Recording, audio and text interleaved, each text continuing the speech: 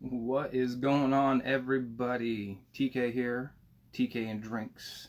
It's another Tuesday night, so you know what that means. We got a Tuesday night live video going on, and this one is one of our quarterly Meeting of the Minds videos. Tonight I'm going to be joined with three other people, three other home brewers, mead makers, and people that are, I'll say, industry mavens, so to speak, because they're not really in the mead industry, but they're definitely purveyors of the craft. So, like I said, I'm TK. Thank y'all for being here tonight, and I'm super excited to get this underway. And it looks like we got some people joining on already. Oh, there's my first guy right there. See if this works out better than the last time we tried to do this. Number one of the TK and Drinks.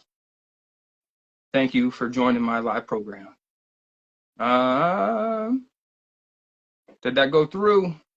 Come on, this has to work better than last time. Oh, there we go. Hey, that's my man, Carlos. What's up, dude? Coming through in the clutch. What's happening, baby? Not much, man. What are you doing? Just enjoying this Tuesday evening. Got a beer, got a mead in front of me. Looking forward to some good time and merriment with friends, and hopefully we can get some questions from some viewers. I got some questions pulled up here on Reddit, and just chop it up with the homies. Yeah, I'm here. Right on. One of the things that I did want to talk about was the upcoming Mead Stampede that's going to be going on. If y'all don't know about Mead Stampede, that is it's a mead competition that's put on by a couple of the internet YouTube brewers, the YouTube Brewer Collective, I like to call them. You got Doing the Most, Man-Made Mead, and Fey Meads over there getting together. And they got a competition rolling up. So that registration opens up, I believe, on April 1st. And then submissions are due by, I believe, like June 1st or like the middle of June. I'd say just have them in by the 1st of June and you'll be safe. And, everybody's like, oh, that's so far away. It's actually really not that far away, man. It's, it's just coming right down the road. So everybody get your submissions ready, get your entries ready.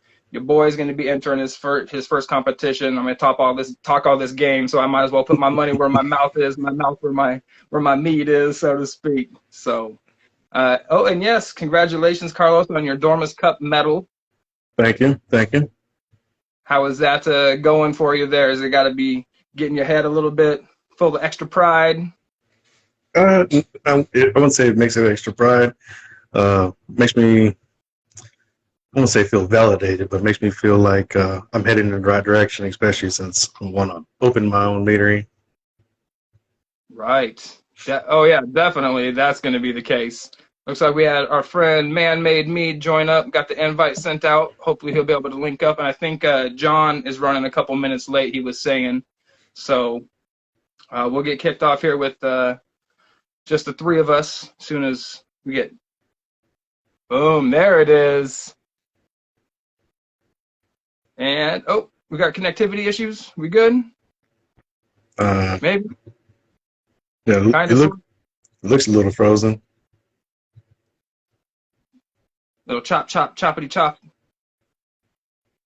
Well, we'll let his internet get sorted out over there. So I did want to ask you: is that your first medal that you won there, Carlos?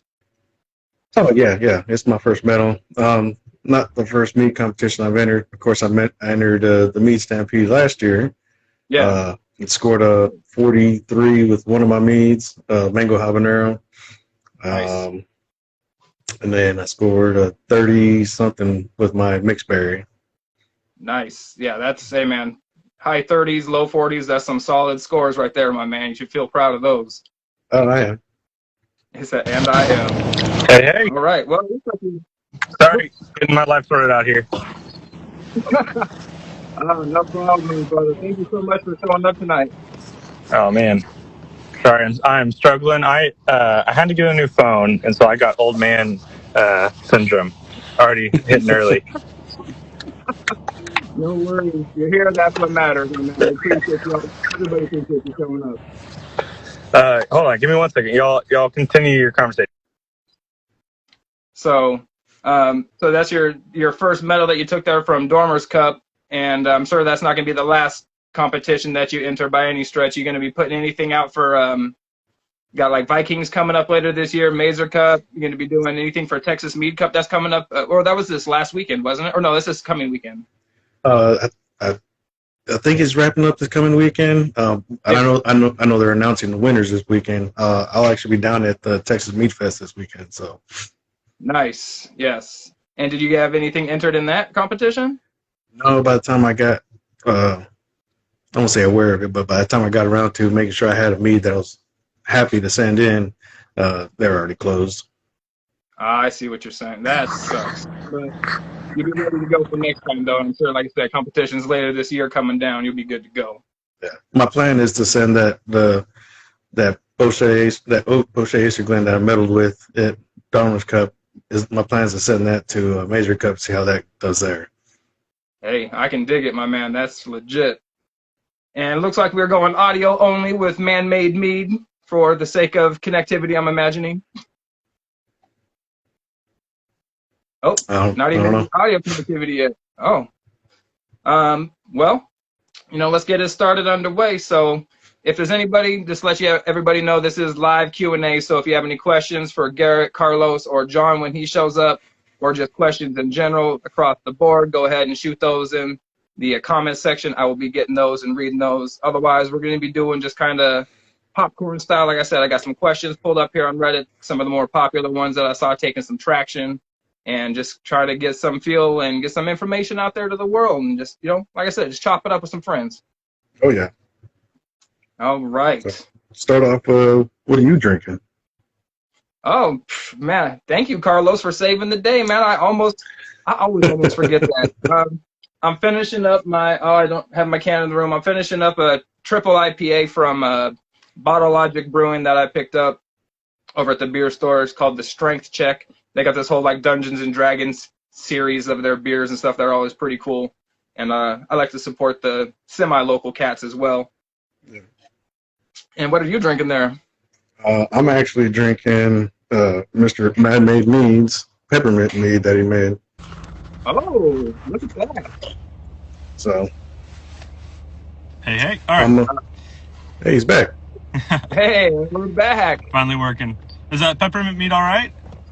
Oh, it's amazing. You definitely get it's like I'm literally sticking a peppermint candy cane in my mouth. You get the honey that comes in right behind it. The peppermint adds a little bit of acidity, or I'm guessing the candy cane adds a little bit of acidity to it. The mouthfeel is there from the honey and probably the candy cane as well. So, but yeah, it's good. I like it. Thank you. It's a fun one. I recommend people to try it. It's a lot of work, but it's fun. Oh, yeah. And if anybody's curious, I'm sure Man-Made Mead has a video on making that peppermint mead. Go check out his YouTube channel. Give him a subscribe, follow, like that video. It helps him get generated and populated in the searches more often and all that jazz. So definitely go scope that out. So we got our first question here coming from Northeast Kingdoms Mead. It says, how have you felt mead has integrated in your local homebrew club? Let's go with Carlos on that one first. In my homebrew club, I was actually the second one when I joined. The secretary, she was a mead maker, and they're normally beer brewers. It's the Rockwall Brewers Association out of Texas, Rockwall, Texas. And like I was the second one. I was like, hey, look, I make mead. And they're like, oh, hey, come on in. So I started bringing mead in, and now I had at the time, he was our club president. I got him making mead. Then the guy now who's the vice president, I got him making mead. So definitely mead is starting to integrate its way into homebrew clubs. Yeah, how about you, Garrett? This is probably a sin on my part, but I honestly have not been a big part of my homebrew club around me. I have chatted with some people within it a couple times, and they have meeting times when I unfortunately can't make them. But from what I understand, there's a few brewers around here, around Oklahoma City area, who are more familiar with mead. I would not say that it is a predominant category within my homebrew club, from what I've heard. But I'm also not extremely involved, so I can't say for certain. Got you. That's always one of those things that's kind of a double-edged sword. It's like, yeah, we got this really cool homebrew club, but they always meet when I'm not available to get there. So it's like you don't even get to take advantage of it. Hmm. The same thing with, there was one here in Arizona that I was attempting to be a part of, and it's like, man, they meet religiously on a time when I'm just unavailable to get there. So I definitely feel you on that one. So one of the questions that I saw on Reddit that was coming up that I always been curious on the homebrew and commercial scale is when it comes to repeatability for your meads when you're going back and making the same, flavor profile. Do you strive to get the exact same flavor profile, or are you understanding and just expecting there to be slight variances, or do you try to like work those out, Garrett? Well, for me, I think, the only one I can really test this to is my apple cinnamon recipe, which I feel like I've been trying to get to a point where it's, I'm going to put air quotes around perfected. And, ultimately when I make that recipe, I'm hoping to get those exact same flavor profiles. Until I get to the point where I feel like I've, again, quote, perfected a recipe, I'm just always adapting. So I don't really expect the same results. Now, with that apple cinnamon, I do want, when I'm using whatever kind of honey, I do want to get that repeated flavor profile, which obviously it comes with a great challenge in that honey is so terroir driven, and that you could get the exact same location's honey from year to year and get such a weird variety within it. So unless you're using the same batch of honey for each single one, it's hard to get an exact repeatability. Now you can get close, but I honestly have not gotten to the point where I am trying to get the exact same flavor profile each time. I feel like I'm still adapting each recipe. You feel the same way, Carlos? A little bit. It kind of depends. It's almost the same thing as Garrett was saying, is the terroir, especially because I primarily use fresh fruits, fresh spices, and stuff like that. So once you start using these fresh fruits, especially time of year when it's picked, how long it's been sitting there, the weather condition of the year can also help change the flavor profile a little bit. It might make blueberries a little bit sweeter, might make them a little bit tartar. So that will change year to year, even the same year, whether beginning of season or end of season. So I like to try to perfect as close as I can, knowing that I won't, because the fruit, I'm using fresh fruit. So. Mm-hmm. And I would think that mead makers would actually have a little more difficult of a time doing a solid reproduction or having repeatability, given that you're working with many more adjuncts than winemakers. You have the terroir, like you were saying, for like the grapes and the region and stuff, and now you're talking about 3 or 4 different berry adjuncts, and now you're talking about cinnamons and spices and everything, and all the variations that come in there. So do you think one of the ways that the bigger commercial places get away with that is they're doing on such a large scale and they're just mixing so much honey together, they kind of get that like fast food burger effect going on, where they just get so many different blends going on, it kind of just all mixes together and just kind of washes each other out? I wouldn't say it's the burger effect. It's not that. It's the fact that, like I get what you're saying, but I think it's more of that they have a higher concentration of fruit versus a home brewer. Hey, we're going to use 3 pounds for this 1 gallon. Well, that 3 pounds changes whether because usually when you get 3 pounds, it's all from the same batch. Now, once you start getting into the larger quantities, the flavor profiles can actually start replicating, I guess, versus a home brewer. 3 pounds here versus 3 pounds a month from now, the flavor is going to change. So at least that's how I see it. I also feel like I personally have not had multiple years or I don't want to say varietals, different, I guess, years of a specific brew. Like for example, the Heart of Darkness.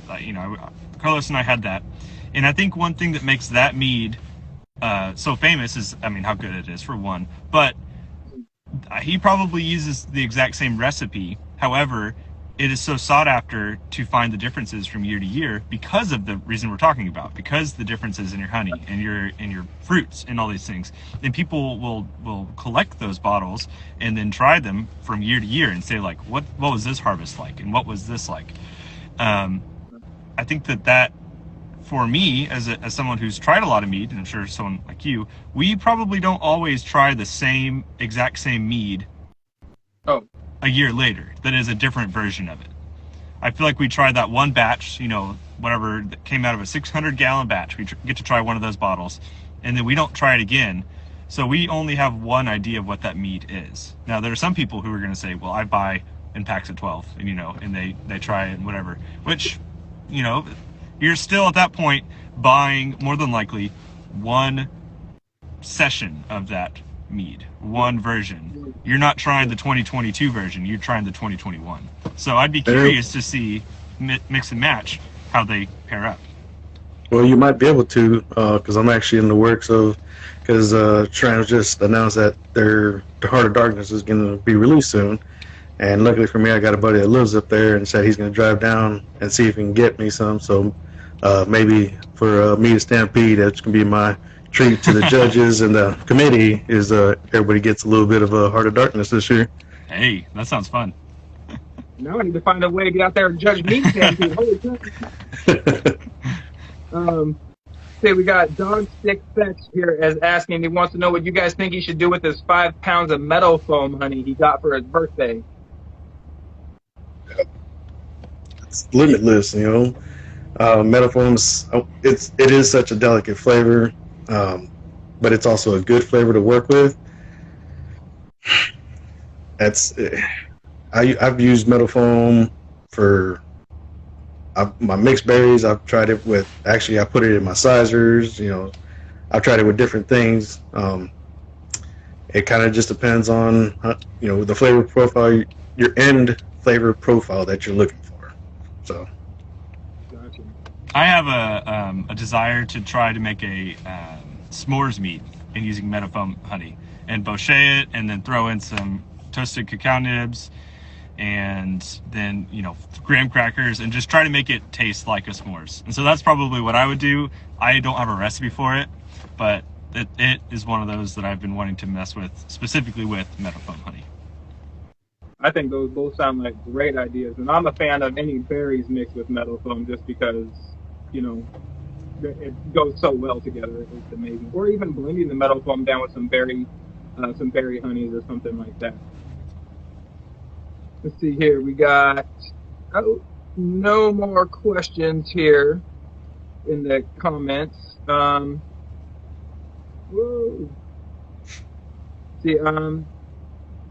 you guys struggled to find bottles? I know that the supply chain issues are hitting some of the bigger meaderies, and they're all posting about, hey, our bottles finally showed up, because they're looking for particular sizes, shapes, volumes, whatnot. As on the homebrew scale, are either of you running into bottle finding issues? Nah, you just have to have friends who also drink. You just say, hey, give me your bottles, and you trade them. That's what I found, is you just say, I'll give you more if you give me more bottles. It works out. Yeah, my neighborhood, they all know that I'm a home brewer and make mead as well as wine.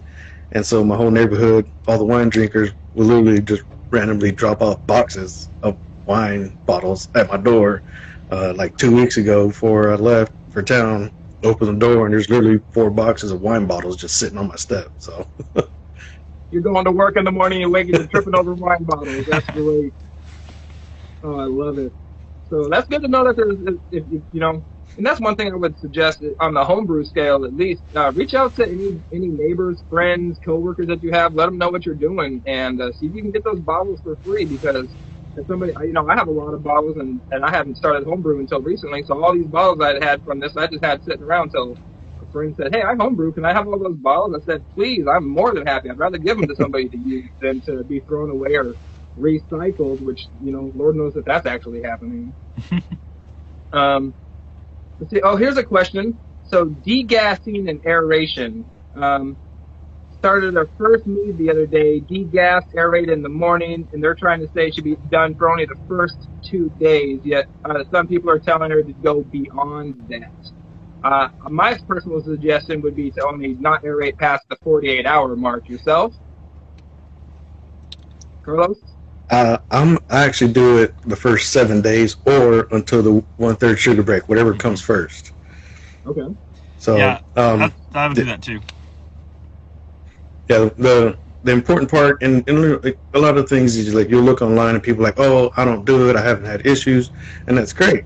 Even some of the commercial meaderies, they don't do it, but I've also heard other commercial interviews where like, oh yeah, we do it, just like that. Either 1/3 sugar break or the first 7 days, whatever comes first. And the whole point is, fermentation creates CO2. You're trying to create especially if you're making a tradition, you want a clean fermentation. What does yeast need? It needs oxygen and it needs nutrients. All right. Well, CO2 is going to take up more space than the oxygen, so you're trying to get the CO2 out, get the oxygen in.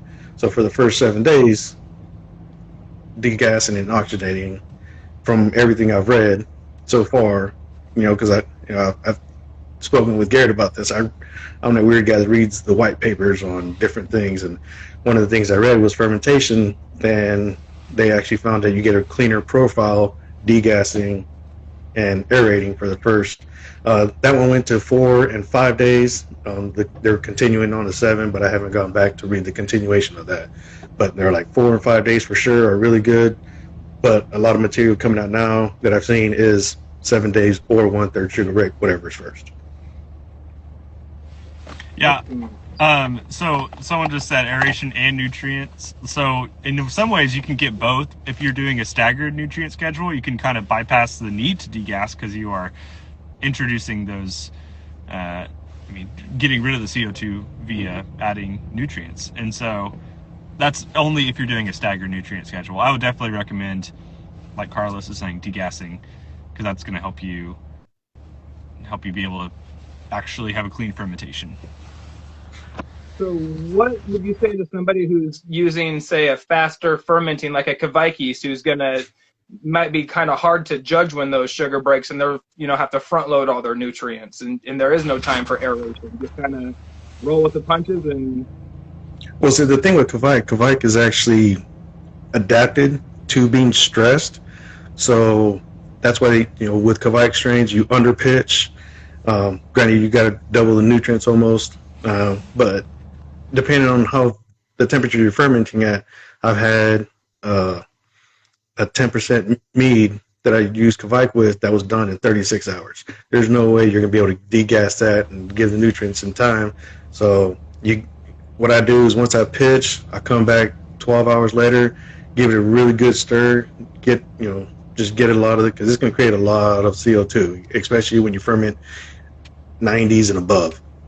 Get that going, degas it, and just let it sit, because by next time you come back, it's going to be done. Almost. Yeah. Yeah. Nice. Yeah, I only brewed with a Kveik yeast, so I'm going to be doing one with the mead Stampede with a Kveik yeast, so I'm just excited to see how that turns out. I'm going to get it ramped up. Last time I didn't have it fermenting hot enough. This time I got some insulation for it. We're going to be kicking it up a whole nother level. That peach I sent you was fermented with Kveik. Which one? I got the peach one. The peach one. Sorry, I didn't hear you say that. Oh, yeah, we'll be checking those out here very shortly, my man. Okay, so here's another question that come up about quality or types of different adjuncts. Versus what is it? Jams and preserves? Are we using fresh fruits? I mean, where does the preference lie? Where does the where does the break lie for you guys in your brewing process? Fresh fruit when possible for me, and then from there it goes down to, I would go to frozen fruit if it's not accessible, but I can get it frozen. And then I've experimented lots with alternative flavorings and things, and some do well, but I think that is my last choice. I haven't done much with jams, so I can't say much in that regard, but fresh fruit is probably the most optimal if you can do it. Same thing, fresh fruits, fresh spices, then frozen, of course, and then of course the store-bought spices. Usually, like when I get spices, I try to order from places like Mountain Rose Herbs, because a lot of them are fresh spices that you can get versus the store that have been sitting there for months. Mm-hmm. So we got Charles Comrade for butchering the name there. It says, so if you were going to do Kveik for a Bochet, could you get a Tej done in a day then? And I guess... Well, with Tej, you're having to use the... I can't remember the name of the leaves. Yeah. But that's what makes a Tej, is using those leaves. I can't believe I'm drawing a blank on it now. I was just talking to somebody about it in my Instagram feed. I'm going to try to pull it up here. Yeah. Go on. But other than that, so you really can't make a Tej with the Kveik. I'm pretty sure you could, throw the leaves in there, let that ferment for a little bit, and throw some Kveik in at the end to kind of punch it up a little bit. But outside of that, no. As far as Bochet's, for Bochet's and anything with maple in it, I'm a huge fan of using QA23. Mm-hmm. Mm-hmm. I would say that fermenting fast isn't always great too. Like Kveik, we love the Kveik strains, and I think one, because they do go fast, but two, they go fast without putting off flavors out there. Sometimes when you just push a yeast, like the EC1118 is notorious. Some people hate it because it is intended for fast brewing, and in that, or high gravity brewing, I should say, it kind of burns through things. But it burns through things in such a manner that it strips flavor, and so that's where people get upset when they use something, and then they're like, well, it doesn't taste like this honey anymore. It doesn't taste like this fruit. It's because it all got blown out of the airlock with such a vigorous fermentation. So the one thing, and I was listening to an interview, and I just bringing it up because I see the Brimming Horn poster in the background. John Talkington brought up a really good thing. He started a post on Modern Mead Makers talking specifically about that EC1118. And he also does several interviews where he specifically says he uses EC1118, and a lot of people don't like it because, like Garrett said, it blows off a lot of the things.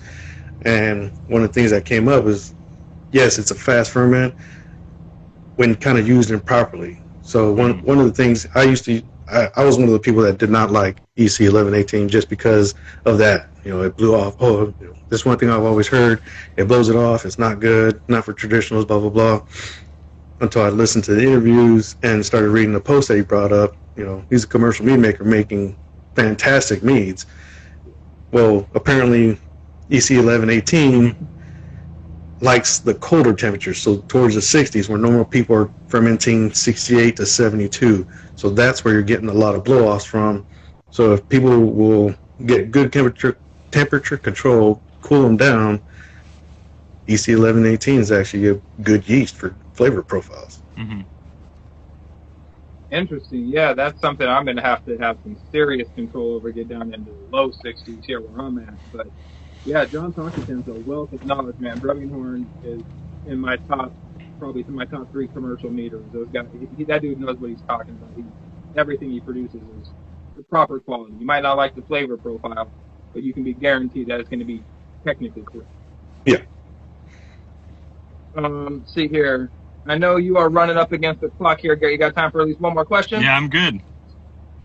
Excellent. So, so this person, says, I just finished primary fermentation. Is it supposed to take like alcohol water with a hint of honey?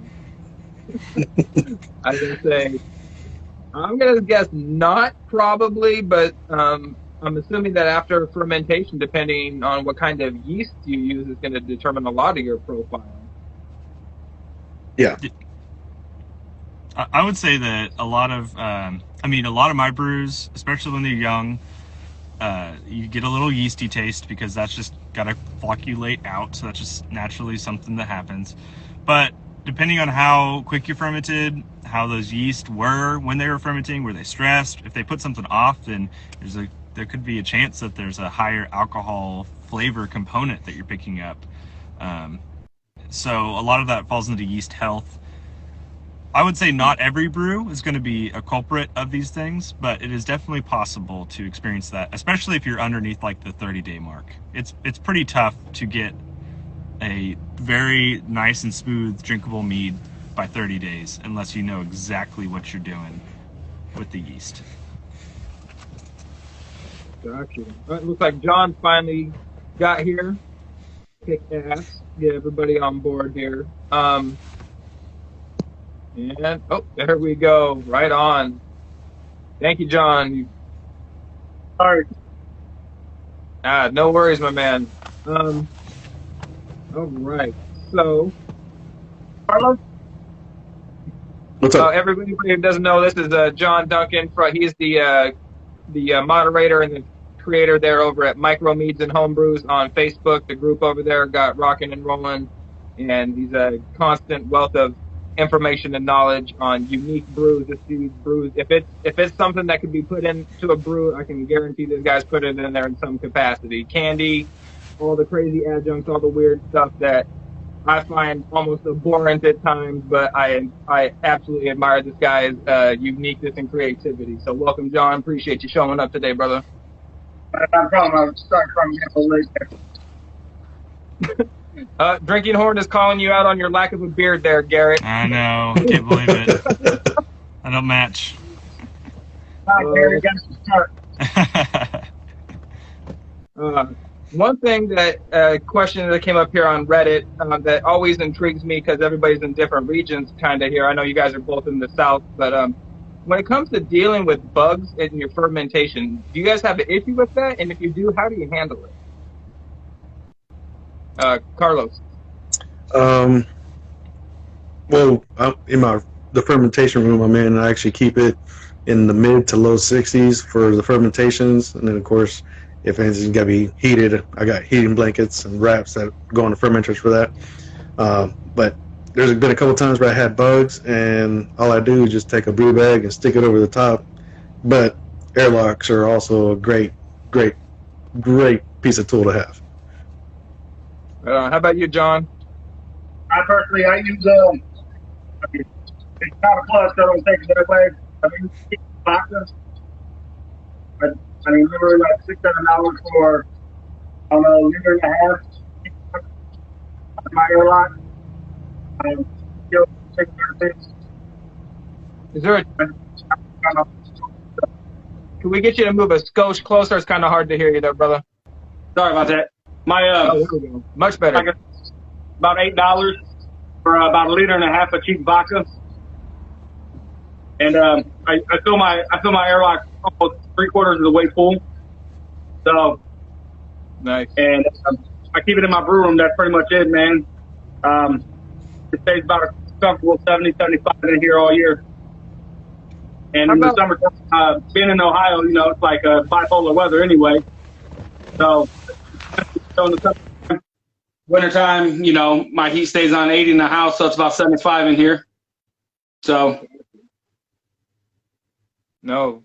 And Garrett, I'm sure you don't have any problem with those. You got a really nice brew set up down there. Yeah, I mean, every once in a while you deal with flies and stuff, but I can normally combat those pretty easy. Airlocks save a lot of your problem. I mean, unless you're doing open fermentation stuff, you're not going to fight it too bad. Of course, bad sanitation and things can lead to things inside the brew, and then you got bigger problems. So, but external bugs, when you got an airlock, you should be able to fight them. Definitely.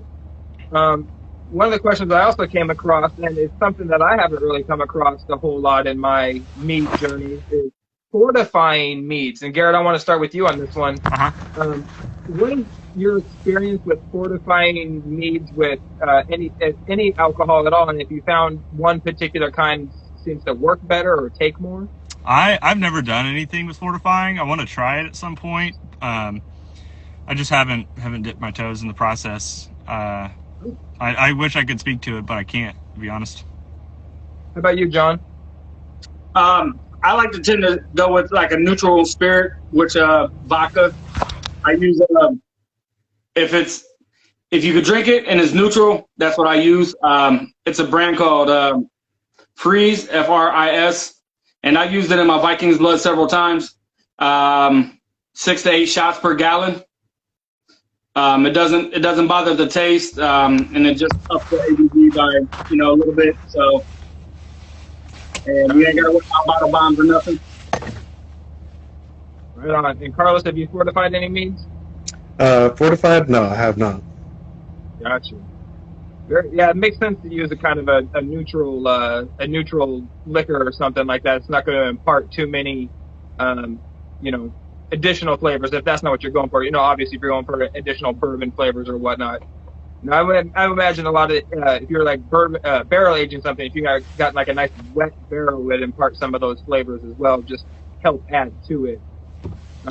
Which I would definitely like to be able to get a nice bourbon barrel sometime and do some aging of my own. Hey TK, right, I gotta step out. I apologize. No worries, man. Have a great night, Garrett. Thank you for stopping by. It's great chatting with you guys. It. Awesome, man. Have a good rest of your night, brother. Hey, cheers. Oh, and one thing I did want to ask there, John, are you drinking anything tonight? Actually, I just got back. I was going to crack open something over here that I received as a lovely gift. If you want to bear with me, I'll pop off camera. Yeah, no problem. I just switched over to my my Twisted Horns Blue Cloak. It's a off-dry blueberry mellow mel. It is pretty legit as far as blueberry session blueberry mellow mel. Not my personal favorite style, but this one I believe is well made. Let's see here. Let me see if I can get this cracked open real quick. I'm not downstairs. Oh, what is this you got there? Huh? What is that you got there? That looks familiar. It's a Bochet Asterglen, 12% aged on Hungarian. And I'm going to try to use a caulk gun to crack the cap. That ain't going to work. Give me a moment here. I'll find something. Hold up. I'll hold up. All right, the next question coming in, because you can listen while you look, is this person was asking, is there any reason you should pull your fruit out of primary before fermentation is done? Or do you leave your fruit in through primary every single time and then just take it out when you're ready to rack? I personally, I don't know what everybody else does. I do all my fruits for at least a month. I know some people are different. All my fruits stay in for a month for primary because that's just what I do. So I believe he said Hungarian oak there, Drinking Horn. I think he said it was aged on Hungarian oak. Yeah, that's my Dharma's Cup metal Bochet Asterglen, oaked Bochet Asterglen. Was that the other bottle like that? No, that's the one that didn't show up? Yeah, that's the one that didn't show up. That's supposed to be on its way. The two that you got were the Great Mead Project, which is a purple corn, mango, and habanero, and the peach. All right, got it. Yep, here we go. So it's a wonderful gift that showed up at my door. So we're gonna see how this goes out. So smells good. This is a medal winning mead you got right there in your hands, brother. Official competition winner. And in all the times I've been doing mine, I've never entered into a competition, but it's not that I don't want to. I don't know. Never done it. Well, just know, I say that from my perspective, I say do it, man. That's going to be you're going to get some kind of knobbish feedback, I'm sure, from some people, but you will get some legit critiques and feedback, especially if you enter something like Mead Stampede, where there's going to be people that are genuinely care, that aren't jaded about the whole thing, people that want to help bolster the community and everything. So what do you think, man? That look legit? I think I got to take another sample. I think that's a pretty resounding review there, Carlos. Thank you. So what was the flavor profile for that one, for those not in the know? That one was a avocado blossom that was caramelized, bochet, for 55 minutes at 220 degrees Fahrenheit. I don't remember the starting gravity on it, but it was a 1-to-1 ratio for 1 pound of honey, 1 pound of dark, robust maple syrup that fermented with QA23. Once it finished, settled a little bit, cleared, racked that over onto a rich and amber maple syrup for the back sweetening process. It was stabilized, then racked into rich amber maple syrup. And then once that was all incorporated, I threw, because that was, as a matter of fact, it's on my YouTube channel. It's a whole series I did on Bochet Isherglen. I broke it into 3 parts. One of it was the chocolate Isherglen Bochet. The other one was aged on American, and then that one was aged on Hungarian. Nice. And it aged for 10 weeks on oak cubes. On oak cubes, okay. And I'm sure if anybody, you can either go watch this video again, or if you get a hold of Carlos there at Texas Longhouse Meads, he might be able to supply you with a little more official amount of information about that. Because yeah, it's you've got the time to get it. What's going on there, John? You liking it? It's smooth. Yeah. I could pick up the caramel notes. If you didn't tell me what was in it, I would have to tell you you put vanilla in this if I didn't guess. Actually, I did. I forgot about that. I had vanilla in there as well. Okay. Forgot about that. It's in the video. Okay. I mean, I watched the videos, but like I said, if I had to guess, it could definitely be dangerous. I can tell you that much. Nice. If I had to drink like an actual whole wine bottle. If nobody told you it was 12%, you wouldn't believe it. No, definitely not. QA23, I would definitely not have guessed that. Yeah. I wouldn't have guessed that at all.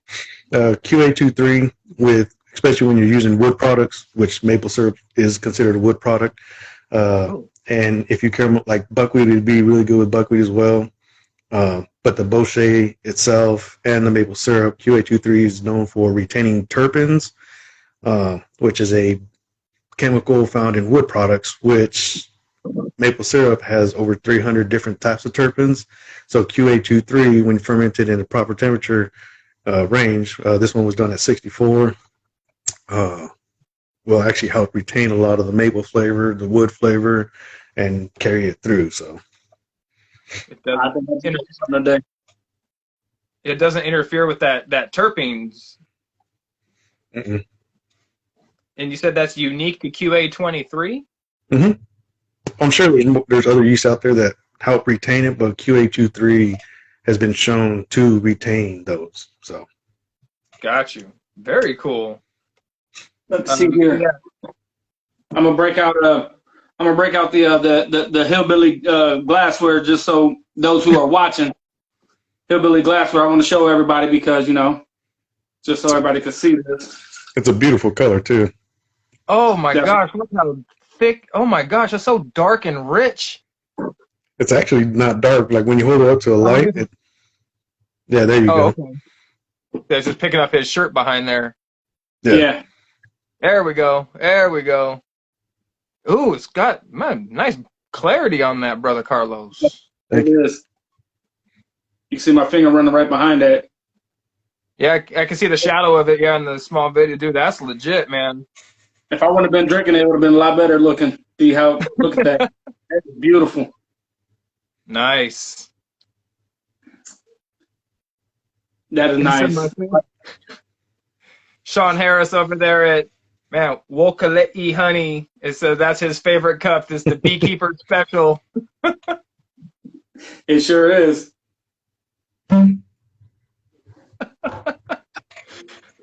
Drinking Horn, you guys cracked me up, man.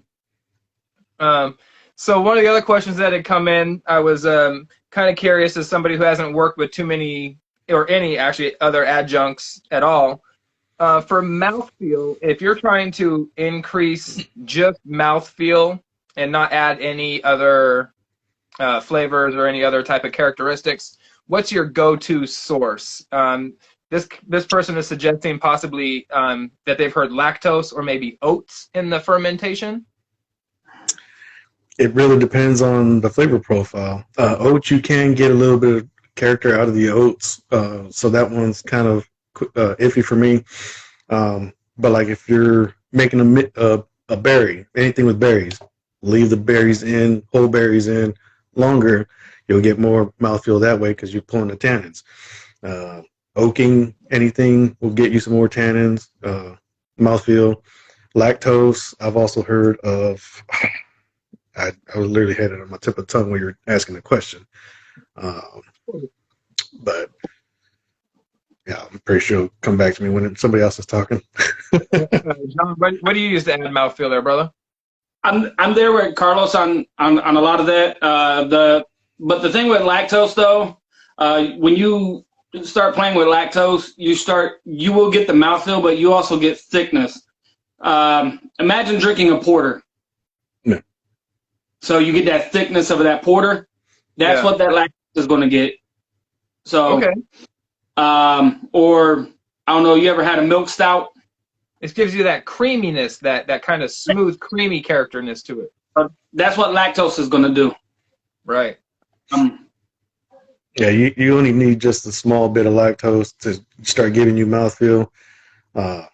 Too much, and you'll start getting yogurt, mead yogurt. Right. And again, it all depends on how thick you want to get it, how creamy. Lewis Miller, he has a brew that he does.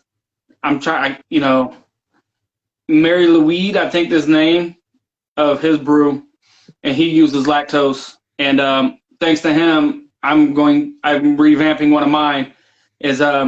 I have a sour cherry cheesecake that I do, and I'm going to add about a half a pound of lactose to mine to give that cheesecake flavor, the cheesecake texture. Which makes sense. Right. And I want that because for the sour cherry part, I use sour cherry candies, which comes out every year right around Valentine's Day. Okay.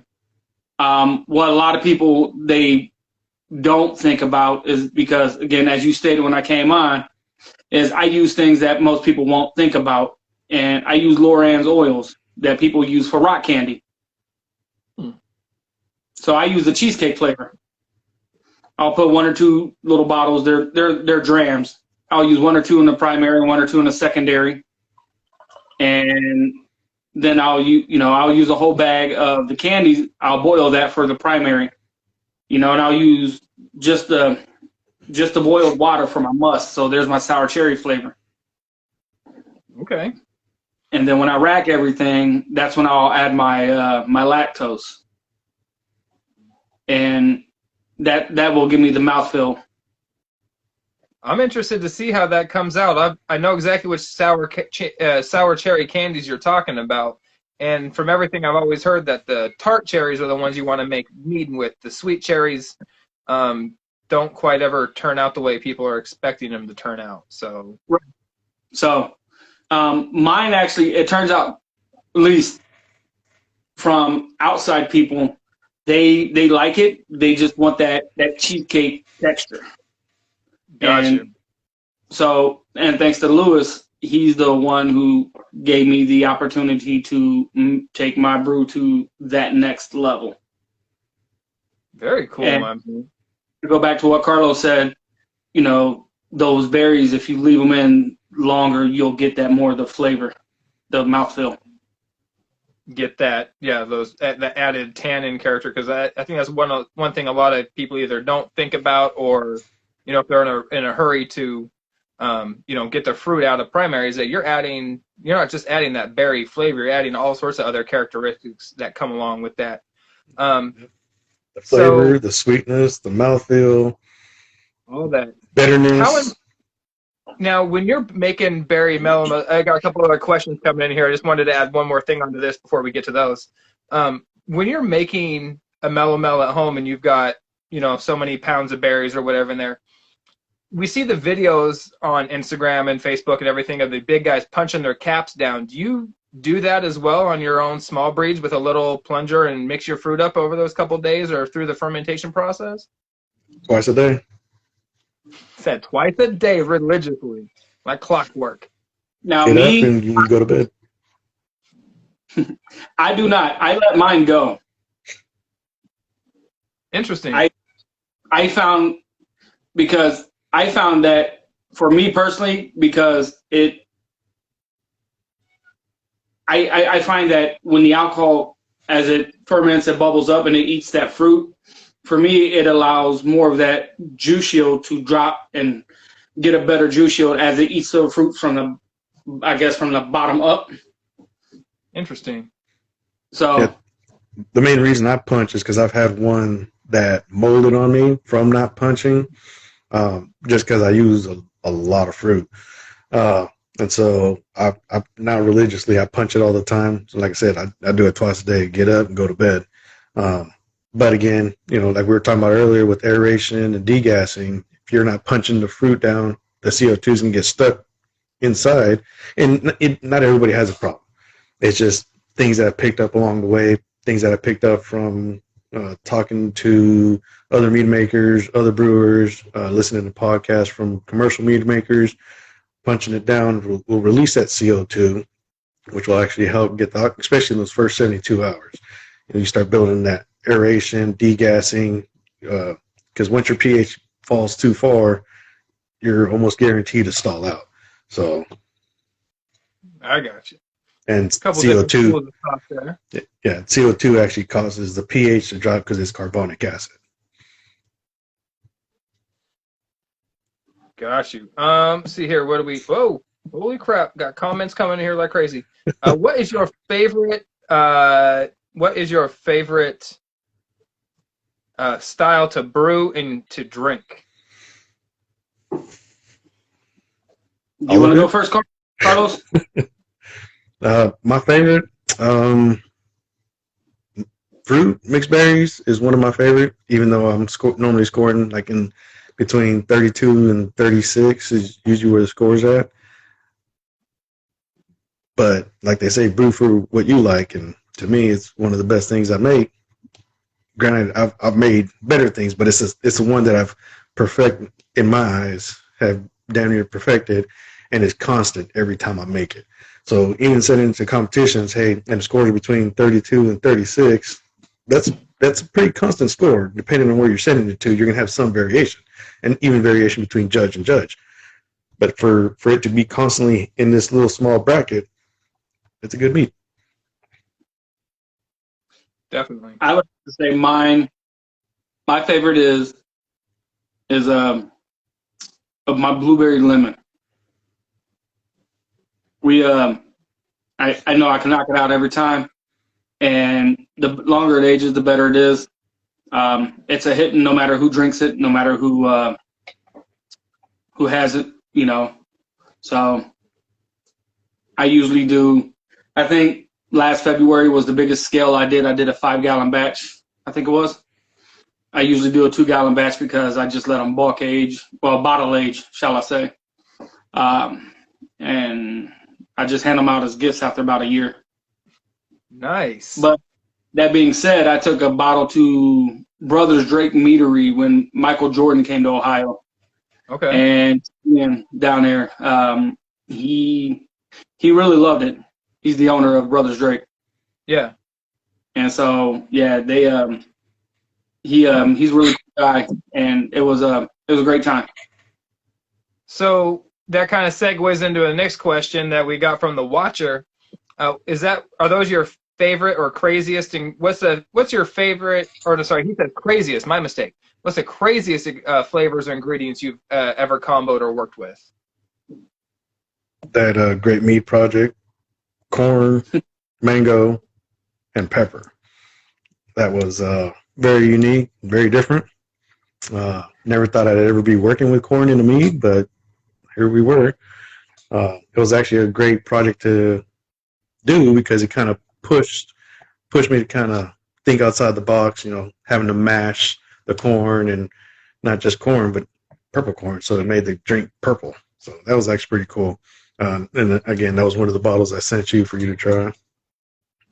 And that was the peach one? No, the Great Mead Project. It says GMP on it.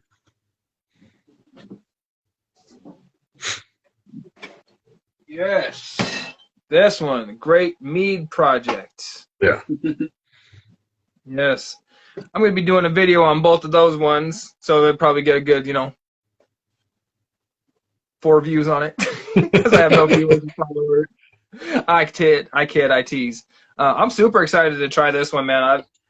Ever since I started following you on YouTube and here on Instagram and stuff, anybody who doesn't know for some odd reason, Texas Longhouse Mead, follow him here on Instagram, over on Facebook, and definitely subscribe to the YouTube channel. Carlos has some kick-ass videos coming over there.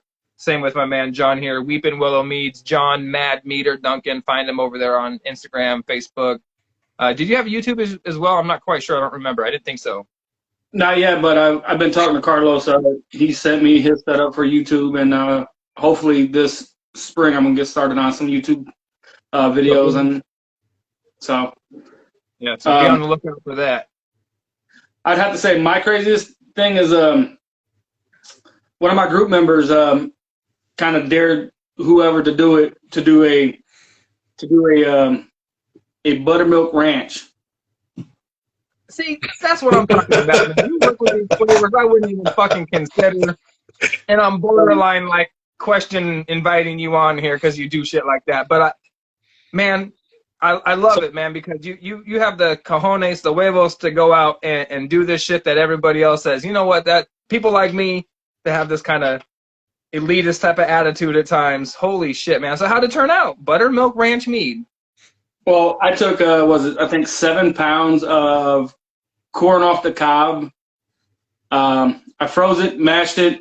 It's almost a year and a half now. It's stabilized. I've added a few other flavors to it. It's not bad right now.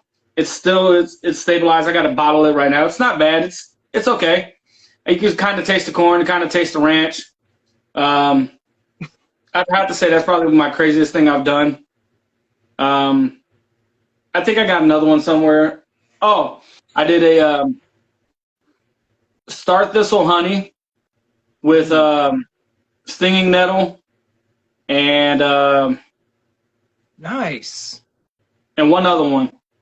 I forget what it is. It's in a group, but it's a stinging nettles and I forget what else. But it's more of a medicinal. It's to help you like just relax and just be there. And it's not bad. So. And I want to say the Mazer Cup sweet berry mead this year took gold medal with a star thistle honey. So yeah, star thistle honey is one of those ones I haven't seen a whole lot of, but man, I am dying to try something like Tupelo honey. Star thistle honey is amazing. It's sweet, delicate, slightly minty. If you're gonna do, I recommend just getting like delicate ingredients if you're gonna do it, and just go delicate with it, man. Don't overpower with anything. Oh, right on. Well, we are approaching the 7 o'clock mark. Does anybody got to take off, or are you guys cool for several more minutes, or a few more minutes? I got all the time in the world. Oh, right on, my man. Gandalf the Mead says, my buddy took a spoonful of pureed habanero and a bottle of ranch dressing was the quencher. That sounds absolutely atrocious there, Gandalf the Mead. Why would your buddy want to do something like that? Now, granted, this is coming from somebody who did the one-chip challenge. I don't know if anybody was familiar with that, but I would do it. Yeah, so there's a tortilla chip company there. I think they're out of Austin, Texas, called Pocky, and they make the one tortilla chip is covered in like ghost peppers and Carolina Reapers and all this. Man, that was 35 minutes of agony and then 24 hours of the angriest tummy I ever had in my life. But yeah, the habanero puree, I would definitely have to skip over there, Gandalf. That definitely sounds like your buddy had some sort of death wish going on. Where do you guys stand on clarification? You guys using bentonite, or are we just kind of letting it go all natural? So I'm kind of, when I started, I was using not bentonite. I was using another powder. Sparkaloid? Huh? Sparkaloid? Yeah, I was using Sparkaloid for a while. And then a guy from my group, Keith Holcomb, turned me on to a liquid. It's called Biofine. Okay. And the loss from Biofine compared to anything else is absolutely zero. And it still takes the same amount of time, 7 to 10 days to clear. But I use 10 to 12 milliliters of Biofine to a gallon. And I do not have a problem with it. And it drops out of suspension, like I said, in 7 to 10 days.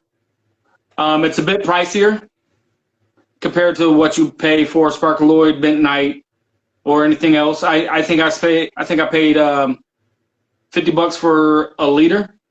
But I got about this much in a mason jar left from a year ago. You said you're using milliliters per gallon. Right. So what about you, Carlos? I see you nodding your head. Are you using the I use Super Clear. I have Bentonite that's on reserve for some of them that are like kind of stubborn, or some wines, because a lot of wine recipes say put Bentonite up front, so I'll do that. But other than that, like I got some of them just age, especially if I don't have plans for it.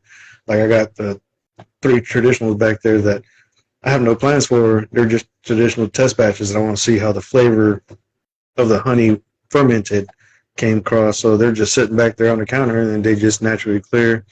But other than that, like I said, I use like Super Clear, Kisa Salt, Cheetah Sand, and then yeah, that's really about it. But for home, a lot of people will harp, oh, it's got to be clear, it's got to be clear. Not always, especially if ones that I have hops in, they're not, sometimes you just can't get them to clear. A lot of times they do, a lot of them do, but depending on how much hops you have in there, it's not going to clear. So, it's personal choice. I've seen a lot of people who will bottle and are like, oh, I'm going to set this off for, a year. Well, if you're going to do that, you're going to be really disappointed when a quarter of your bottle is nothing but sediment because you let it sit for a long time. If it's one that you're going to drink fast, hey, I just bottled this and it looks a little cloudy, but yeah, we'll drink it in the next couple months. Not a problem. You'll still get some settlement, but it's not going to be an issue. So. Yeah, the way I kind of see it personally, if you're not looking for points, why worry about clarity? Yeah, it's personal preference, personal choice. Yeah, exactly. It doesn't. I've yet to see anything that's cloudy versus a clear version of the same thing where there was a taste difference or there was some sort of non-visual, abnormality, so to speak. So. Yeah. There's this one that I've personally been going for. Best method for achieving a nut flavor in a mead. So like a lot of they're like peanut butter and jelly meads were kind of on trend for a while, kind of still are. Like what's the best flavor to get that like true roasted peanut or just a peanut flavor in general, maybe not necessarily roasted, to come across in a mead or any nut flavor for that matter? John? This one is the bane of my existence. I hate it. Mine was PB2. Ooh. Powder protein. Yes, and the only reason why I love and hate it at the same time is because and it turned out great. Like you could literally taste the peanut butter and you could taste the jelly. And what I did is I used 60 ounces of jelly, dissolved in hot water, let it cool, added my PB2, and it takes forever. There's so much lees at the bottom, it constantly racking, but it takes forever to get it to stabilize. And I still had bottle bombs.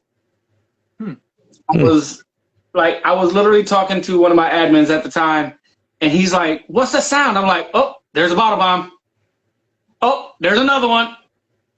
And it was like 6 months after I bottled it and stabilized it and everything. And the funny thing was, the hydrometer reading did not move. I did everything by the book like I was supposed to, you know, like it didn't move, so I stabilized it.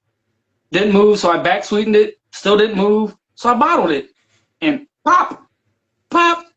And actually, I got a video in the group where it shows this is what happens if you don't do everything like you're supposed to properly, I guess, because accidents could still happen. What do you got there, Carlos? You got see it nodding along there. Just laughing about bottle bombs. I've only had one, thankfully, just one. But as far as getting the peanut flavor, you know, again, I've heard of using PB2, PB Fit. One experiment, or I guess it's not really experiment because somebody's already did it. But one thing I want to try for myself, I was listening to Mead Maker podcast. Mm-hmm. You know, just spent several hours flying, so I've been flying through podcasts left and right, and I came across the Mead Maker podcast. There's no E between the K and R on Maker. It's Mead, yeah. MAKR. Yep. And I've been listening to that podcast recently, and they just did one. Listen to that interview where I can't remember who they're interviewing, but they're talking about boiling nuts. Apparently it takes a lot of nuts. So you got to boil your nuts, take the nuts out, stick that water into the fridge, and then skim the fats and oils that are on the top, and use that water. And it's a commercial media that was doing that. So, and they're like, oh yeah, the nut flavor comes through. So that's one thing I want to try to see if I can replicate the same thing. Try different nuts, see what nut flavors are better than others. So. But yeah, I like the sound of that. That sounds like that would totally work. And then just use, like you were saying, use that water to ferment with. Yeah. Oh, I'm in like Flynn, baby. I'm down like 4 flats on the Cadillac, my brother. So Gandalf the Mead says he still doesn't know how to back sweeten. As somebody who's only back sweetened once, I just heated up the honey. Or I had a honey water left over from when I fermented that I kind of just added in at the back. I took my gravity reading initially and then kind of added it in and kind of read up to where I wanted it to be when I was done and said, okay, this is kind of where I want it to be, and let it go from there. And thankfully, it didn't re-ferment or anything like that. I'm assuming that's the correct way to back sweeten. You're gonna end up like John and have random bottle bombs later. When you're going to back sweeten, you either have to stabilize potassium sorbate, potassium metabisulfite, or Camden tablets. I use sulfite and sorbates, or you have to pasteurize. I've known some people who are like, oh, I'll back sweeten it, like cold crash it, back sweeten it, bottle it, and leave them in the fridge. If you take them out of the fridge for any amount of time and let them come to room temperature, the yeast that are left in there will start re-fermenting. So gotcha. For everyone's safety, it's better to either stabilize, which is the preferred method, or there's more than one preferred method, which is now it's getting into the advanced settings of, you know, it's called DAL units, where the alcohol tolerance or the alcohol and the sugar content kind of bounce each other out, that it stops fermentation. That's more advanced and takes a little bit more understanding of the process and science of mead making. So I'm not even going to bring that up, other than just a tidbit of saying there's more than one way. But stabilizing and pasteurizing. But when you pasteurize, you got to make sure the bottles are capped or corked, because if you leave them open, alcohol evaporates at a lower temperature than water does. So once you start pasteurizing, it's 160 degrees that you're supposed to pasteurize at. And alcohol actually evaporates at 170. So if your thermometer's off just a little bit, you're actually losing alcohol content. So, gotcha. And to piggyback on what Carlos said is, make sure you stabilize before you do back sweeten. And I don't think there is one true way to back sweeten. I've seen people just add honey to back sweeten. I do what you said is I use honey water personally to back sweeten. But yeah, so always make sure you stabilize before you back sweeten, because you will definitely get bottle bombed. I remember my very first bottle bomb, and it wasn't a back sweeten kind of issue, is I exploded a 1 gallon carboy because I capped it because I thought secondary was done, and so I put a cap on it, and I just slowly was releasing the gas. Yeah, that was a fun day. So Gandalf goes on to say, says one of his wife's favorite meads was a failed piment. So Tannin City, hit it with marshmallow for a week, and she loved it. And I imagine that a lot of those, anytime you increase the sweetness or at least perceived sweetness, you're going to, reach a broader audience because people pick up that sweetness profile before they pick up anything else. So people are drawn to that natural sugar and that sweet taste and category. Well, if you said it's tannin city, which means it probably had a lot of tannins either from the grapes, or if you put it on oak, you get the oak tannins that come through. Some wines are actually tannin heavy, and that's just the way they are. But for people who are like, oh, I don't like this, it's too. A lot of times tannins, people think of that as dry, and sometimes they are. But you can actually have a mead that's a 1035 with a lot of tannin and just seem like it's really dry, like bone dry. So once you start adding the sugar and you actually start balancing the acids, the tannins, and the sweetness to make it an overall, that's the key thing, is trying to find the perfect balance with all the ingredients. Now, some of them will have lean more one way than the other. Like I said, some red wines are more tannin than the other ones. That's just the way they are. Yeah, those ones that are super heavy like that are kind of hard to drink sometimes. If they got a lot of tannins, a lot of acid, a lot of sweetness left over, man, those things can do a number on your tongue. Yeah. You were gonna say, John? Oh no, I was just agreeing. Oh, roger that. It says he used just the tannins from the grapes. He didn't crush them or anything like that. So yeah, imagine if you have that much tannin left over, adding either sweetness or acidity, like you were saying, Carlos, is going to help balance that out, and at least going to perceive it to be more in balance. Yeah. Yeah. Says you are the Swizz. Yeah. If you're unaware of Carlos and John, man, these guys are definitely two guys that are well versed in making mead and a couple different varieties. That's why I like to have a couple dichotomy, a little difference on there. So, too late for nutrient additions. When's the last time you say you add nutrients if you're going staggered? John? 72 hours. Carlos? Pretty much the same. If the fermentation, well, I'll take that back.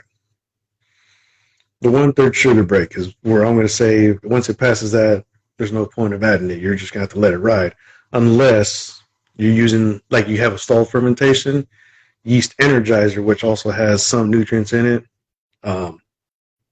will kick it off. But other than that, it's either like for hydromels, session meads, I'll front load. 6% and lower, I'll front load.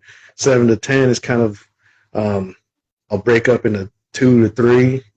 But if anything over, for sure, 10%, sometimes it's over 8, depending on what I'm making. Like the oak bochet are good. That one, just because it's caramelized honey, I did nutrients from the very get-go. But to kind of go back too late, the 1/3 sugar break, but ideally you want to be on top of it from the get-go because you want a healthy yeast colony to start with, or you're going to start fighting problems as you go along. Start behind the 8 ball, so to speak. I buy them 3 pounds at a time. Gotcha.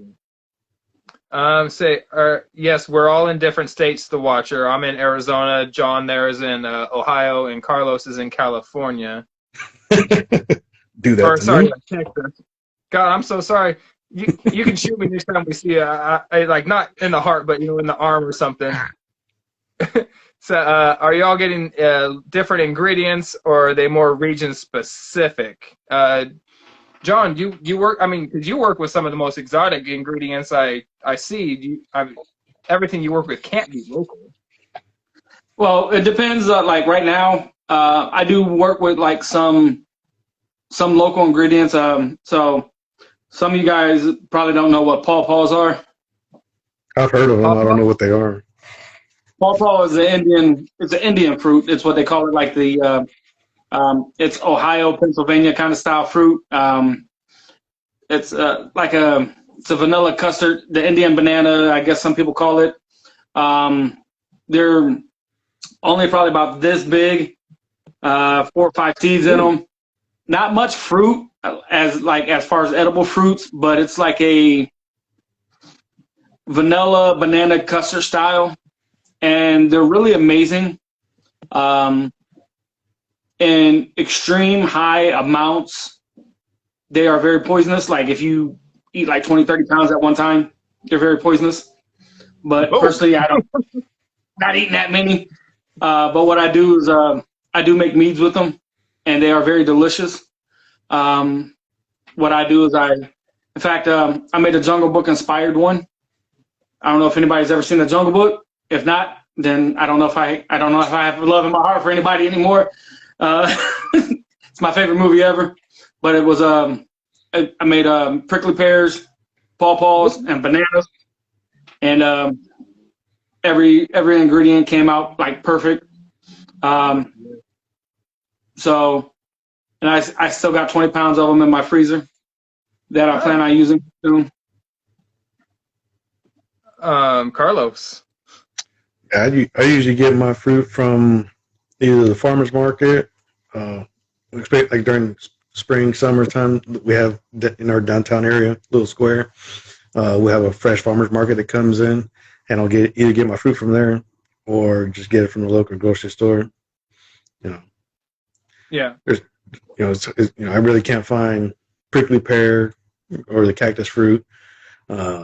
Passion fruit's kind of hard to find, scarce. Dragon fruit, you only find maybe a handful in the store from time to time. So a lot of the fruit is, strawberries, blackberries, raspberries, blueberries, mangoes. Mangoes are one of my favorite.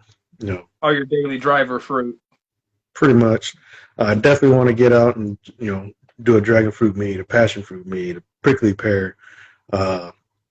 There's so many I want to do. Is just getting the ingredients here in Texas, or at least here in the Dallas area, is a little bit harder. So I did want to give Carlos a quick shout out here. Anybody looking to work with banana mead? Carlos did do a series, the banana meads. I believe it was actually just one video. Did banana in fermentation, post fermentation, and in both. So go check those out if you've ever considered working with banana. Get a little bit of behind the scenes action on that stuff as well. Yeah, I'm actually going to redo that video. Not that there was anything wrong with the original one, because it's called Banana 3 Ways. Banana, boiling the bananas down to use the water, banana in fermentation, banana post fermentation. And I have found that actually combining all three in succession, so you boil the bananas, pull the bananas out, use the water, add fresh bananas in, ferment that. Then when you go into stabilize it, post-fermentation, add more bananas. And that was probably the best banana flavor I've ever had. Aside from Moonlight Meadery's monkey bread. And they just actually posted a thing. They got some monkey bread up right now. So if you've never had Moonlight Meadery, they definitely have some kick-ass brews. Go check out their monkey bread. And if you ever get a chance, Manic Meadery does a Bananas Foster, and actually Birmingham right now has a Bananas Foster meads out right now. So I'm sure all three of them cats put out some killer-ass banana flavors. So yeah, if you want to grow some dragon fruits, Gandalf says. Well, good luck with that, man. I don't know what your climate is, but I imagine dragon fruits are probably not the easiest thing to frickin' grow here in the U.S. I mean, outside of Hawaii, maybe, or Florida. Monkey bread, yeah, monkey bread. There, Gandalf is going to be like caramelized. It's basically like dough that's covered with like honey and maple and yeah, essentially a banana bread with honey maple on top, I think is what it was. There you go. There's another thing out there called a croquembouche, which is like they're all kind of like stacked together in like a big pyramid style, and they like kind of drizzle caramelized sugar over top of it. But yeah, any of that, man. Monkey bread is definitely the business. Go give that a shot. Says he's got 10 to 12. This is NEK Mead. There's a 10 to 12 pounds of honey, 20 pounds of guava treated with pectic enzymes. Oh yeah, that's another thing Gandalf had asked. A guava mead. Have either one of you worked with one of those? No. Not. I used guava puree once. Guava strawberry. I suggested he reach out to Sean Harris over there at Wokalei Honey, because I know he would have a huge line on what to potentially do with some guavas or not do with them. Because if memory serves, during my interview, he kind of was staying away from. There was one fruit I can't. Oh, maybe it was papayas that he said they were a dirty fruit. I can't remember, but go back and watch that video. The interview with Sean. It's definitely got some insights onto what to do with some fruits from that region. I got a papaya blackberry going right now. Oh yeah? Oh yeah. Yeah. See, and now I can't remember for the life of me. There was one of the. Now he just said maybe it was that he didn't mess with the honey because the growing of the fruit was like super pesticide heavy, from what I kind of inferred from what he was saying. So he didn't really like to. As somebody who he runs an apiary there, or several. I don't know how that kind of works, but he has farms from several different areas of honey. And it was one of the fruits he was saying was just super dirty because how it was processed there. But I imagine if you got a puree or something where you got to bypass all that, you'd probably be able to create something pretty kick-ass. Let's see here. You guys both still good to go? We are definitely 20 minutes past, and I'm having a blast. Oh yeah, I still got plenty of time as long as I got meat in my cup. Well, that's one thing I don't have is meat in my cup. So I got one of these two here from Carlos. He's my next, guess a little advance. Anybody who's watching, my next homebrew review is going to be from Carlos. So you know what? I'm going to pop open this great mead project. Good luck.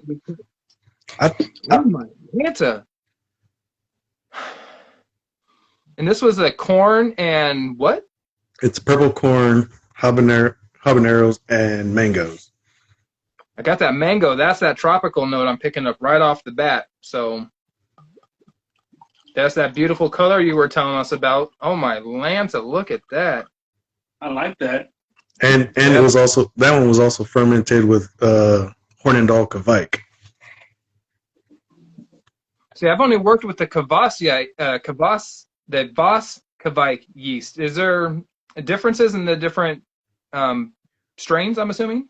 Yeah, each one, they give different ester profiles, can give a little bit tailored more towards the flavor profile too. The Hornindal was more of like a tropical, which is why I used it with the mango. The Voss is also good for like citrusy fruits, which is why I used it with the peach. And then the Lutra, some will call it like a pseudo lager, and so I actually made a Oktoberfest braggot with it. So, holy cow! I'm getting very tropical notes on this thing. I get the mango in there, but I'm also getting like tropical floral notes in there as well. Very huge on that up front. The bouquet on this is just very bam, like right in your face.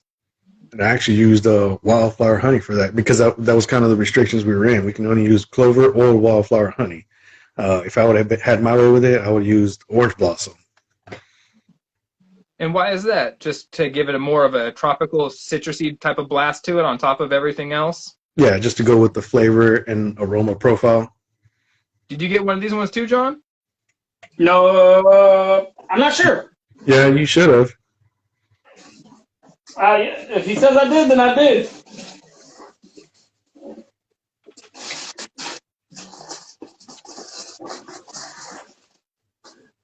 I sure did. It's right there.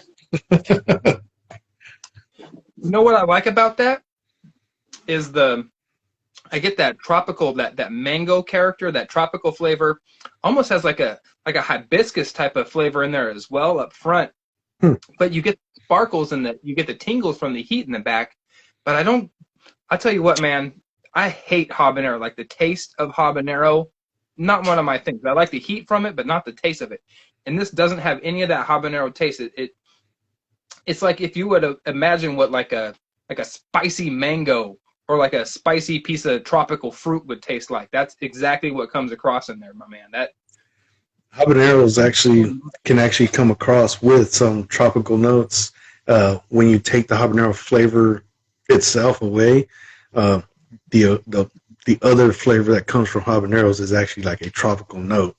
So yeah, when I on the residual there, I actually even get a bit of I won't say tartness, but a bit of sourness, kind of that, that like almost like a natural mango would have a little bit. Get closer to that rind, get that little bit more of that tartness to it, that natural. Yeah, I actually use two different types of mangoes for this. So the little yellow one, yeah, and the primary ones I like to use are the red green ones, the big ones. Those are my favorite ones to use. The yellow ones actually have a little bit of a tartness to it, and that's I use that one as well post fermentation because I couldn't find enough of the green red mangoes to use. See, a lot of people don't even know about yellow mangoes, but yeah, I worked for many years, worked in the produce department, and yeah, yellow mangoes are actually one of my more preferred tropical fruits, man. Those are legit. Yeah. Yeah, tafu. Atafu. Atafu mangoes. Atafu mangoes, yes. Man. And I definitely have to applaud your use of spice there because it keeps the mouth warm, but it's not overbearing. No. It doesn't like keep getting me back here. It has a tiny, like it starts to just get a pinch of astringency and get you back there, but then it mellows away. And then all the heat is on the top of my mouth. My throat isn't burning. I'm not like, yep. And my tongue isn't washed out. I can still get those more subtle notes in there, man. At least with this one, I haven't tried a bunch of your other stuff, but this one you've certainly nailed the balance between heat and sweet and balanced and acidity and tannin. So not quite very dry on this one. I think you had a whole lot of tannins in this one. No. Can I take a guess and say you left them the habanero in for what, about 5 days? 36 hours. Oh wow. And what was your thought on that there, John? Why would you just on the amount of profile it had on there? Yeah. Was that pepper added post or during fermentation? Post fermentation. Okay. Just peppers by themselves or the seeds? Did you mash it all up into like a slurry and throw it in a brew bag? No, I cut the little green tip off the top of it, the stem, cut them in quarters, threw it in. Just like that. Only 36 hours, huh? Yep. And it's got that perfect, and I used 1 habanero per gallon. Oh, so, wow. Yeah. Have you had any commercial capsamels? Mm-mm. I've had one that I know of. No, 2. And I would say that this is certainly in line with both of those as far as like drinkability, because it has that, like I said, it gets you all the textures, gets you all the subtleties that you're looking for, but it doesn't overpower it, man. Like I said, my mouth is still, I can still feel every bit of heat across the top of my palate. From the back here on the top, all the way up to the front is tingly. But my tongue isn't burning, my throat isn't burning. Like every time I take a drink of it, man. So, how did you do it, Great Mead Project, with this one? What do you mean? Well, it's not like we scored them or anything. So, it's just a collaboration between myself and 9 other YouTube mead makers. Myself doing the most, Man-Made Mead, Faywood Mead, Arrow to the Meadness, Method to the Mead, or Method Madness to the Mead. I can't remember. Method to the Meadness. Yeah. Man, Hanging with Hodge, DIY fermentation, and Mead with Eric and Derek. Okay, yeah. Well, I'm hoping I can get in on one of these sometime. I'll be that 10th person. That's what I'm thinking. Do me a favor, Chief. I said, that's what I'm thinking. Do me a favor. Go ahead. Do me a favor. Yes, sir. Close your eyes. Take a drink. Hang on.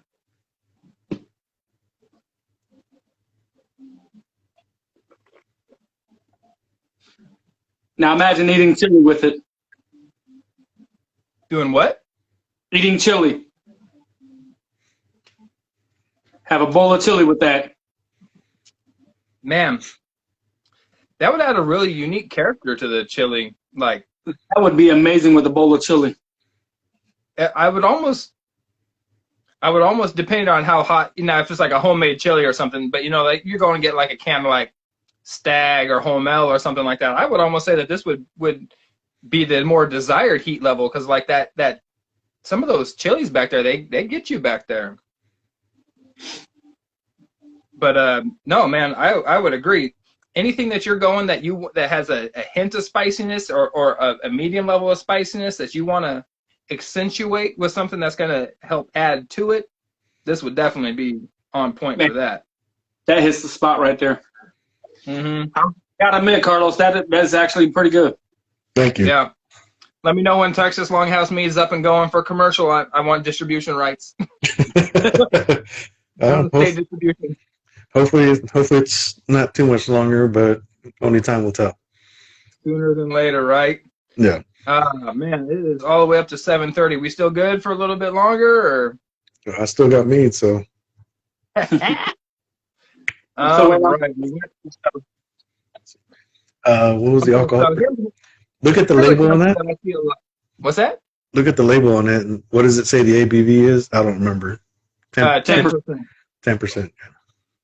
Yeah. So here's one question I see a lot floating around for the newer mead makers that you see a lot of new mead maker, first time mead maker, honey quality.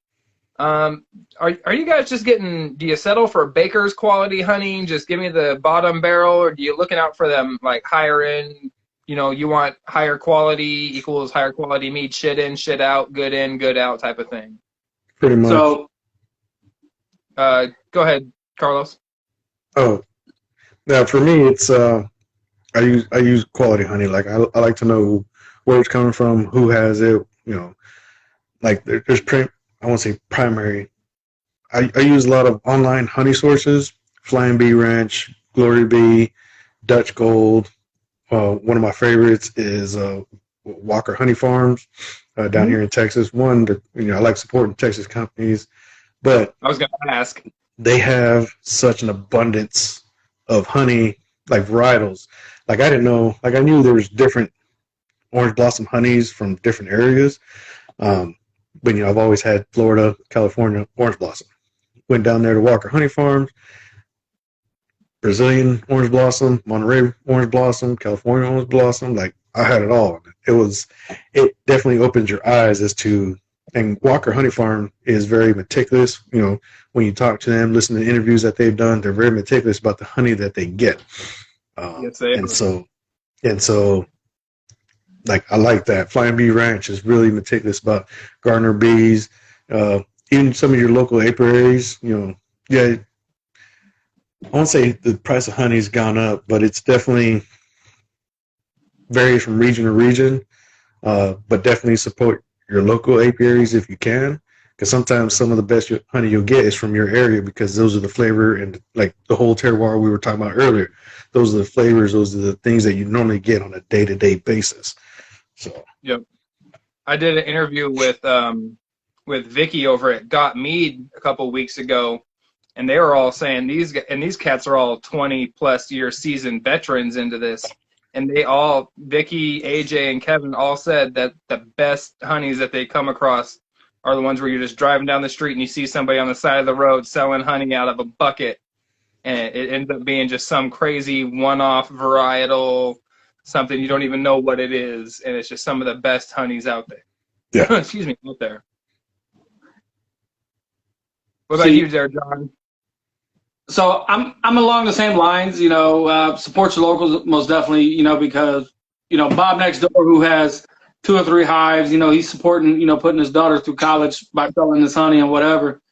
At the same time, TK here, you're going, you're just starting your first batch, go to Walmart, get, $12, you're going to get 5 pounds of honey, start your first batch, give it a shot, because Bob next door there, he's selling 5 pounds for, $25. Are you going to be discouraged if you fail and spend $25? because Or you feel like an asshole if you go out and ruin $25, honey on something that you didn't necessarily have any, knowledge, and just you knew you're going to be making jet fuel to begin with.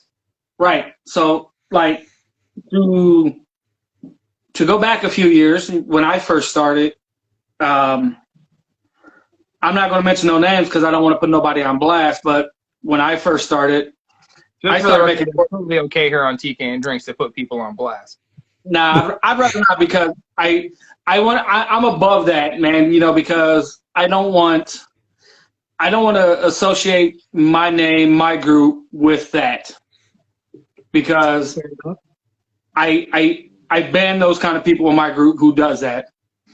And so, but I had people who when I started out making quart batches. And I had Billy Joe over here telling me, oh, well, I dump that every month and just leaves alone. Why would I do that? Why would you start out making quart batches? So, why even start doing quart batches? Don't even do it if you're just wasting your time. Right. Because honey's expensive. That's why, I'm not going to waste my money, doing that. I'd rather go over to Walmart and spend $12 getting 5 pounds of honey, and hey, if I make crap, I'd rather dump crap and know my mistakes than go spend $25 on 5 pounds of honey and make quality overall. Hey, I get both schools of thought, man. If you're going to be making something and you're not quite sure, you feel kind of like an asshole, or feel like you're kind of wasting product if you get this stuff that's $25 a pound, or you feel like it's outside your realm. But you also, once you get to a certain point, you're gonna want to use the high quality stuff to make the most out of your fermentation. Hence where I'm at now. I support Sean. All the way. I buy Sean's honey. I go to Web Restaurant. I get Monarchs, Orange Blossom, Wildflower. I do buy Baker's Choice. As Carlos stated, Flying Bee, Gardener's Bee. Who else? I do buy local here from Shelby, Ohio, Mansfield. I buy honey all over, So I do support everybody, because as Carlos stated, quality in, quality out. Yep. Because I have hit that point now, and when I make my meads, I want to, hey, you know what? I'm going to send TK something. I want him to drink what I feel is going to be my best. If I'm going to send Carlos something, I want Carlos to drink what I feel is going to be my best. Right. I'm not going to send you something I want you to run your car off of. So, and that's what it is. Here, pour this in your carburetor when you need to start your car on a cold day. Right, exactly. And that's why in my group, man, we start our core beliefs are still, there's no dumb questions. If you got a question, ask it. We will support you. And I think there's a need for that. I think there's a need for the groups where there are no dumb questions. There's a lot of groups out there that kind of just defer to the yo, man, go back and read the rules. Don't ask that question and whatnot. So I think there's definitely a need for a spot where people can ask the entry-level questions without having the, that cloud of shame hanging over them, so to speak. I could probably count on one hand how many groups I'm a part of that are that way, including mine. Hey, so yeah, if you're looking for it being a good group, man, go look for Weeping Willow Meads over there on Facebook. My man John, Mad Meter, Duncan over there. You'll get into a good spot with some very accepting people. One of the last questions I did want to get into before we go, because it does pertain to something I'm getting ready to deal with myself, and it seems fitting. When you're working with smaller batches, say in the 5 gallon and less range, what are you using for a siphon? Do you use an auto siphon? Do you use a pump? Do you do it by hand? What are we looking at here, Carlos? I have 2 sizes. This is basically the auto siphon, the one, little rack and cane and tube. You pump it up a couple times. It's got a tube that goes off of it. I have a large one. It's way back there. You probably can't see it. Actually, you can. It's right there. You can barely see it. There, yep. And then I have which will fit actually 6 gallons, because that's, the largest one I have is 6.5 gallons. Well, glass. I have a 14-gallon and a 15-gallon fermenter. So, but those have spigots with the rack and cane built inside, so that's a whole different thing. But auto siphons, I have 2 sizes, one for the 5-6 gallons and one for the little 1 gallon. Granted, you can use the same 5 gallon, but then, your 1 gallon's down here and you got this big old cane sticking out the top of it. So I have 2 different sizes. Right. John? For the most part, I have I got 8-gallon buckets with spigots. So okay. I either do a spigot or I do gravity rack. So I don't know. I tried to explain to people what most people don't know who Tony Chachery is. He's the Cajun injectable butter, Creole butter kind of guy. If they don't know who that is, you usually get the injectable needles for inject stuff, but that's what that is. It comes with like a middle thing. So I got a tube that fits on at the end of that, and I just put that right above the leaves, and I just, I pull it out like that, and I just get it started, man. So my batch sits above, and my empty vessel sits below, and I gravity rack that way.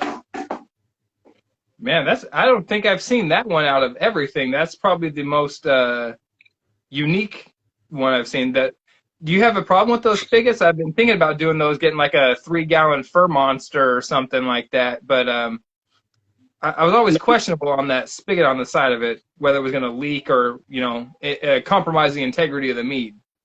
Not really, I don't. The only problem I had with these is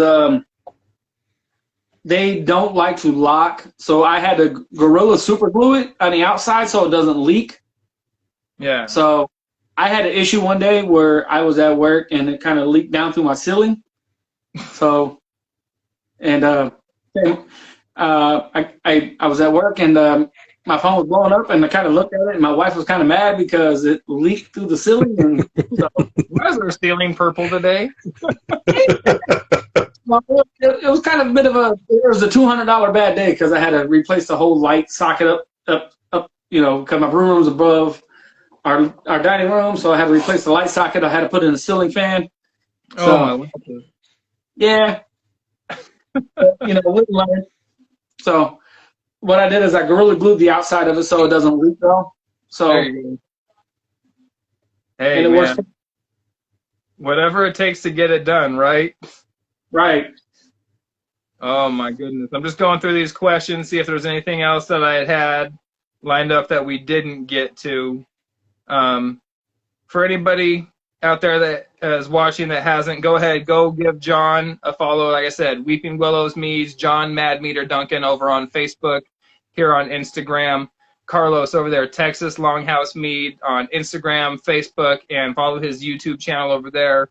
He's got some great recipes, great brew videos, all sorts of kick-ass quality content over there. Go ahead, give me a subscribe, follow here on Instagram, Facebook, TK and Drinks over on the YouTube channel as well. Looks like we covered everything I was laid out in front of us today. Gentlemen, I appreciate you guys so much here, and I know Garrett's not here, but appreciate him showing up from Man-Made Mead. Would love to have you both on again. I know this is both your second time, but I like you both very much. You're both kick-ass, and can't wait to have you on again. Can't wait to do it again. Awesome. Well, everybody else that's out there watching, thank you all so much for being here on the Meeting of the Mind, episode 2. Probably be hitting up another one of these here in a couple months, and can't wait to see who joins us on that episode. Looks like Carlos is pouring a little more of something else there. What you got? Well, it's the same thing, but you can't leave without saying skull. Hey, you know what? I'm going to pour up to that right there. My man got a little bit left here. Make sure enough for my review video here tomorrow.